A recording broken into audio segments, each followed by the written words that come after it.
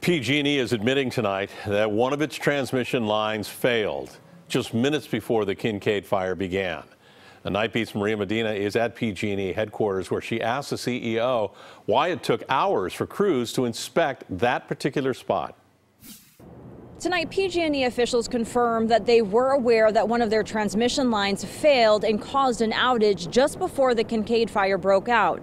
They are not saying, however, that is the cause of the fire, saying it is too early to jump to that conclusion. Also, possible power lines down in the area. The fast-moving Kincade fire began at 9:27 last night. Tonight, we're learning just minutes before, at 9:20 in the same area, PG&E became aware of a failed transmission line.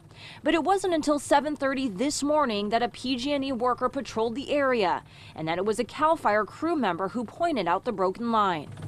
Why did it take 10 hours to inspect the area after your company was made aware that one of your lines had an issue? This is you, Mark. I'm not aware that it took 10 hours to inspect the line, so I have a difficult time answering that question. Can you provide any additional context? You guys were made aware of it at about 9:20.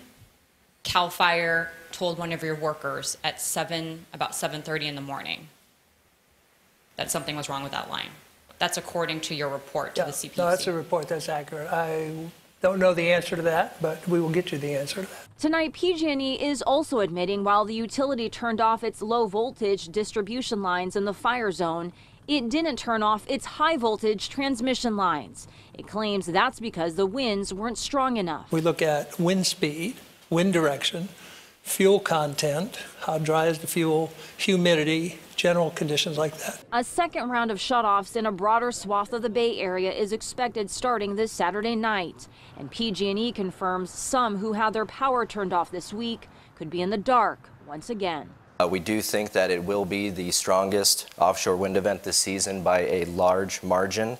And if models are correct, possibly the strongest offshore winds that we've seen in years. And although PG&E says this weekend shutoff could be longer than the one experienced a couple weeks ago, they did not give a time frame on when it would end. They say they'll have a better estimate by tomorrow. On the Night Beat, I'm Maria Medina.